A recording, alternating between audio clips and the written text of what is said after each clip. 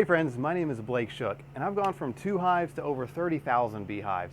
And my goal in these videos is to take all the practical lessons I've learned along the way and apply them to practical beekeeping tips that apply at any scale. A new product, relatively new product that's back on the market that I've had a lot of questions about and I'm pretty excited about using, is called Certan, and I always get, it's Certan, and I'm always getting confused with like, are you certain? It's Certan, not certain. But it's an all-natural option for keeping wax moths out of your stored honeycombs after you harvest honey. And this is pretty cool because usually we have to use wax moth crystals, which are paradichlorobenzene. They've got a pretty strong smell.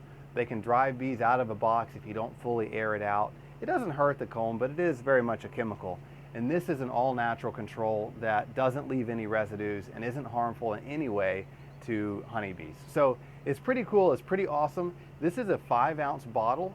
You're gonna mix it 1 part to 19 parts water. So you just mix this bottle with water, 1 part Certan, 19 parts water, and that will do about 10 to 15 honey supers worth of comb.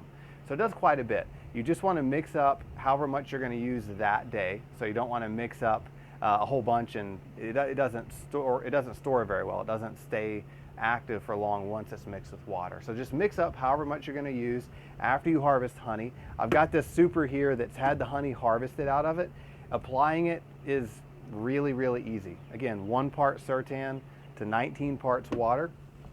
You just put it in a little pump up sprayer, and your goal is to coat each side of your comb. You don't want to soak it, but you're gonna lightly wet it just enough so that it completely soaks the comb. You don't want to fill up that comb with water, but you are going to soak it just enough that it gets a good even coating on every single frame. About 1 ounce per frame is what you're going for.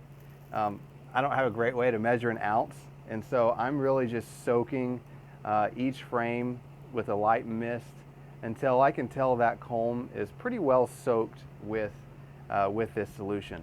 And then that's gonna keep the wax moths completely, it's got pretty much 100% efficacy rate for keeping wax moths out of your honeycomb. So you're not drenching it, you're not filling each cell with water, but you are pretty thoroughly soaking each frame so that it's fully and completely coated.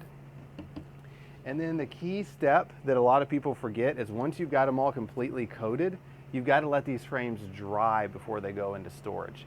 You really want that natural residue left over, not the moisture. If you just put this in storage wet, then it's going to mold.